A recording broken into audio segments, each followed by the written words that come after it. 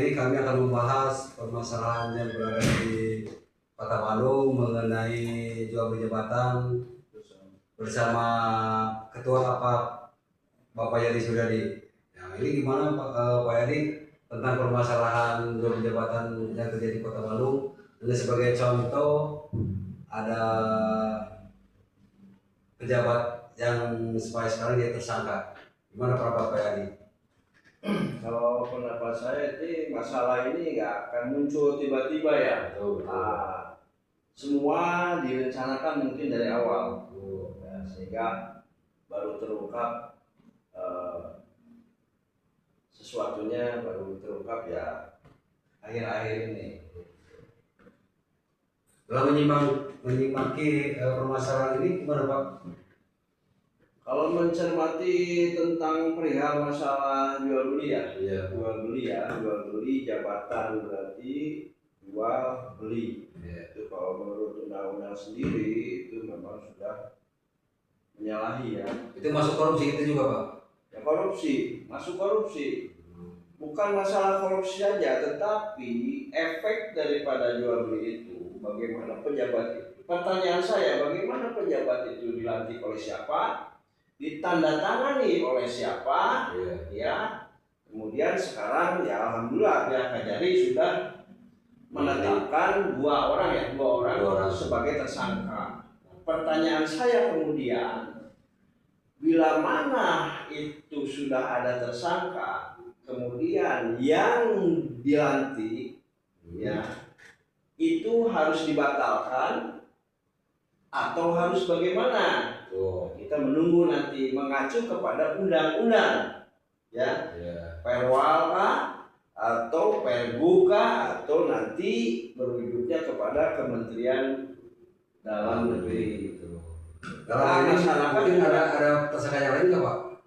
Ya kita artinya begini, berbicara tentang ini artinya berbicara tentang masyarakat ya. Masyarakat itu masih bertanya-tanya dan menunggu. Ya saya kira ya saya juga sebagai pengamat ya kan mencermati perjalanan ini samalah masyarakat juga menunggu nih hasilnya seperti apa, bikin penasaran kan artinya.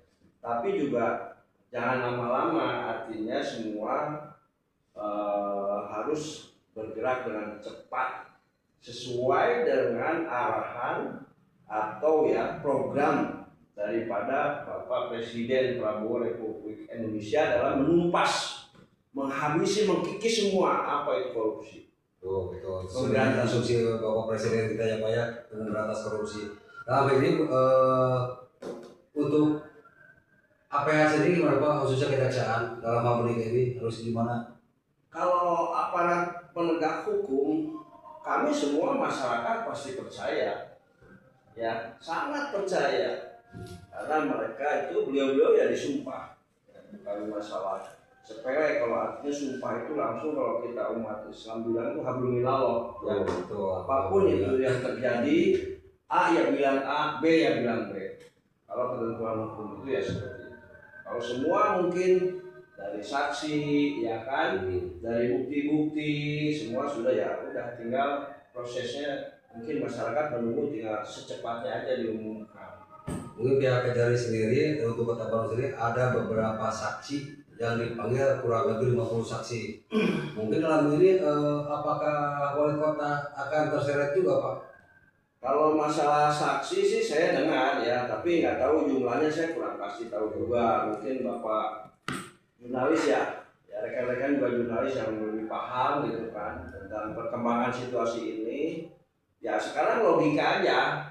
Kita berbicara logika dalam pemerintahan itu tentang peraturan apabila ini siapa yang menandatangani, yang melantik para pejabat notabene kadis dan lain sebagainya itu siapa?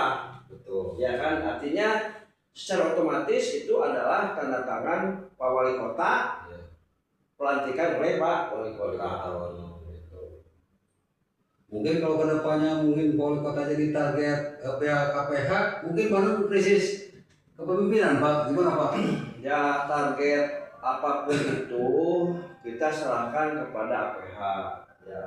Tapi tentunya tidak kalah juga peran dari masyarakat Kota Bandung itu sendiri. Nah, Kota Bandung ini masyarakatnya pintar-pintar bersih. Oke, berarti ada sekian persen yang ikut membantu dalam hal perihal untuk bersih-bersih lah Kota Bandung sesuai program Pak Presiden memberantas korupsi. Berarti masyarakat sendiri sekarang bisa menilai ya Pak ya? Ya, tentunya masyarakat ya, saya apalagi Kota Bandung ya, artinya barometer Jawa Barat ini udah canggih-canggih, udah pinter-pinter lah. Nah ini Pak kan kita kembali lagi kalau masalah yang ada di Kota Bandung ini kembali lagi ke masalah demokrasi Pak. Demokrasi. Berarti kekuasaan ada di tangan rakyat. Berarti bisa gitu Pak ya? Betul, artinya gini. Demos Kratos ya, itu kekuasaan rakyat, artinya kekuasaan di tangan rakyat itu selama ini kita memang menganut bahwa kedaulatan itu ada di tangan rakyat. Artinya kita serahkan semua kepada rakyat dengan kan ada perwakilan tuh ya, kita itu memilih dewan ya kan, memilih pemimpin ini kan lewat dewan-dewan ya, dengan acara yang kemudian langsung. Kita kan udah belajar dari kecil nih, dari SMP aja kita udah belajar demokrasi. Misalnya pemilihan OSIS, ya kan?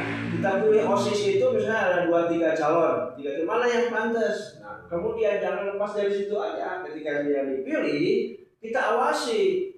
Ada tim seleksi khusus. Ada tim seleksi kan, itu ada pengurusnya. Nah, kalau masalah demokrasi ini tentunya dalam pemerintahan itu masyarakat yang ikut berpartisipasi untuk memantau hal-hal yang utamanya negatif. Begitupun positif. Bisa dibilang masyarakat harus terjun langsung ikut mengawal. Kalau mengawal terjun enggak lah, yang penting memonitor aja, memonitoring, mengawasi bagaimana nih pemerintahannya supaya kita sama-sama berjalan baik. Ini Pak, mungkin harapan Bapak untuk kedepannya khususnya untuk Kota Bandung dengan masalah yang terjadi ini gimana Pak, harapan kedepannya? Ya, harapan saya sih masyarakat itu tetap memonitoring ya, memantau terus, mengawasi terus kinerja itu baik mau tingkat misalnya Kota Bandung, wali kota, wakil wali kota, kadis pun atau dewan pun sekalian nggak apa-apa. Karena ya itu tadi demokrasi kita. Masuk ke eksekutif tadi gitu Pak. Ya, legislatif, yudikatif, eksekutif. Oh ya, siap. Jangan merasa alergi kalau masyarakat kita tuh, masyarakat itu kita kalau orang demokrasi ya, ada kritik gitu ini nggak usah takut. Nah kebanyakan sendiri dari DPRD sendiri atau legislatif sendiri sekarang kepada alergi Pak untuk dikritik. Enggak, berarti bukan demokrasi, berarti dia itu feodal. Itu aja kan simpel. Kita apa ini artinya demokrasi itu apa? Kedaulatan sebetulnya ada di tangan rakyat itu, apa mesti takut kalau kita nggak salah, kita sikapin.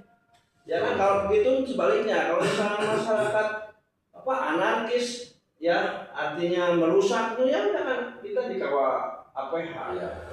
Silakan aja sesuatu. Intinya jangan takut kalau kita tidak salah ya Pak ya.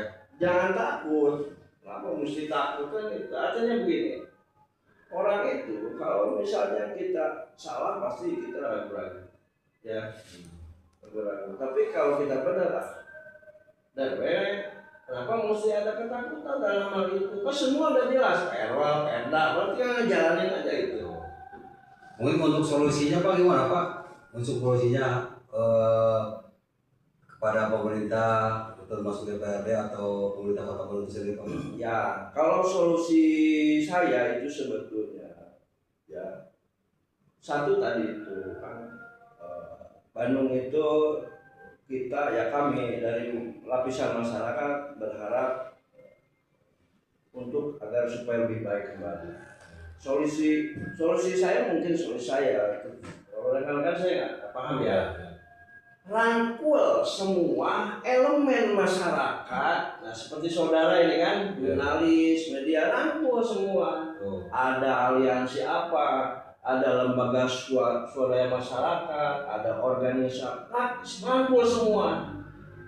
Artinya di situ kan satu kepala pasti berbeda. Betul. Kalau betul. kita kumpul semua disatukan, oh apa ini? Nih pemecahannya Bandung itu harus begini. Oke, bareng. Kan begitu sesuai dengan aturan-aturan yang ada di Republik Indonesia. Betul, betul. Ya mungkin pemirsa dalam hal ini kami sekian dulu. Mungkin ada sesi selanjutnya nanti kita berlanjut lagi. Mungkin yang sangat hangat ini sangat mungkin agak memanas ini. Bisa mungkin ada sesi kedua lagi kita akan bersama lagi. Assalamualaikum warahmatullahi wabarakatuh.